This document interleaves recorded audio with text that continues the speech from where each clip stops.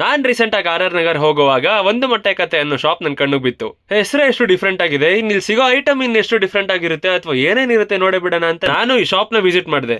ಹೋಗಿ ಮೆನು ನೋಡಿದ್ರೆ 7 varieties of egg rice, 20+ varieties of omelette and ಎಲ್ಲೂ ನೋಡದಿರೋಷ್ಟು ಎಗ್ ಐಟಮ್ಸ್ ಒಂದೇ ಕಡೆ ಇತ್ತು. ಮೆನು ಅಲ್ಲಿ ಹೊಸದಾಗಿ ಆಡ್ ಆಗಿರೋ ಗೋಂಗೂರ ಎಗ್ ರೈಸ್ ಟ್ರೈ ಮಾಡೋಣ ಅಂತ ನಾನು ಗೋಂಗೂರ ಎಗ್ ರೈಸ್ ಇಂದ ಸ್ಟಾರ್ಟ್ ಮಾಡಿದೆ. ರಪ್ಪ ಅಂತ ಮೊಟ್ಟೆ ಹೊಡೆದು ಮಸಾಲೆ ಎಲ್ಲ ಟಕ್ ಅಂತ ಹಾಕಿ ಗೋಂಗೂರ ಚಟ್ನಿ ಹಾಕಿ ಸಖತ್ತಾಗಿರೋ ಒಂದು ಎಗ್ ರೈಸ್ ನ ಪ್ರಿಪೇರ್ ಮಾಡಿದ್ರು. ಇಷ್ಟು ವೆರೈಟಿ ಇರ್ಬೇಕಾದ್ರೆ ಬರೀ ಎಗ್ ರೈಸ್ ಹೆಂಗ್ ತಿನ್ನೋದು, ಅದ್ರ ಜೊತೆ ಏನಾದ್ರೂ ಇರ್ಲಿ ಅಂದ್ಬಿಟ್ಟು ಏನ್ ಸಜೆಸ್ಟ್ ಮಾಡ್ತೀರಾ ಅಂತ ಕೇಳಿದ್ರೆ ಎಗ್ ಗಿರೋಸ್ ನ ಸಜೆಸ್ಟ್ ಮಾಡಿದ್ರು. ಗೋಂಗೂರ ಎಗ್ ರೈಸ್ ಮತ್ತೆ ಎಗ್ ಗಿರೋಸ್ ಜೊತೆ ಎಗ್ ಕಬಾಬ್ ಕೂಡ ಟ್ರೈ ಮಾಡಿ 3 ಕಾಂಬಿನೇಷನ್ ಇನ್ನೂ ಕ್ರೇಜಿ ಆಗಿರುತ್ತೆ ಅಂತ ಹೇಳಿದ್ರು. ಅವ್ರು ಹೇಳಿದ ತರನೇ 3 ಕೂಡ ಸಖತ್ತಾಗಿತ್ತು. 3 ಟೇಸ್ಟ್ ನೋಡಿದ್ಮೇಲೆ ನನ್ನ ಟೇಸ್ಟ್ ಬಡ್ಸ್ ಅಂತೂ ಸುಮ್ನೆ ಇರ್ಲೇ ಇಲ್ಲ.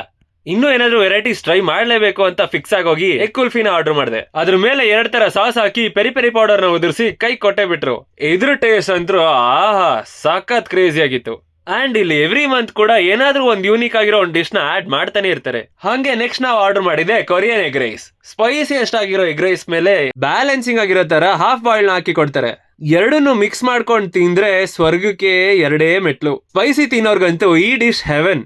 ಅಂಡ್ ಇಲ್ಲಿ ಎಗ್ ಚೀಸ್ ಬಾಂಬ್ ಅಂತ ಇದೆ, ಚೀಸ್ ವೆಜೀಸ್ ಮತ್ತೆ ಎಗ್ ಎಲ್ಲ ಹಾಕಿ ಕೊಡ್ತಾರೆ. ಈ ಡಿಶ್ ಅಂತೂ ಮಸ್ಟ್ ಟ್ರೈ. ಅಂಡ್ ನಾನೇನ್ ಮಾಡಿದ್ದು blueberry French toast, green apple mojito and watermelon mojito ಜೊತೆ. ಈ ಪ್ಲೇಸ್ ಅಲ್ಲಿ ಎಗ್ ಒಂದ್ ಕಡೆ ಹೈಲೈಟ್ ಆದ್ರೆ ರಾಣಿ ಮತ್ತೆ ಗುಂಡ ಅಂತೂ ಇನ್ನೊಂದು ಹೈಲೈಟ್. ನಾನು ಮಧ್ಯಾಹ್ನ ಹೋಗಿದ್ದರಿಂದ ಅವ್ರು ಮಲ್ಕೊಂಡ್ಬಿಟ್ಟಿದ್ರು. ಅಂಡ್ ಸದ್ಯದಲ್ಲಿ ಎಷ್ಟೊಂದ್ ಕಡೆ ಬ್ರಾಂಚಸ್ ಕೂಡ ಓಪನ್ ಮಾಡ್ತಿದ್ದಾರೆ.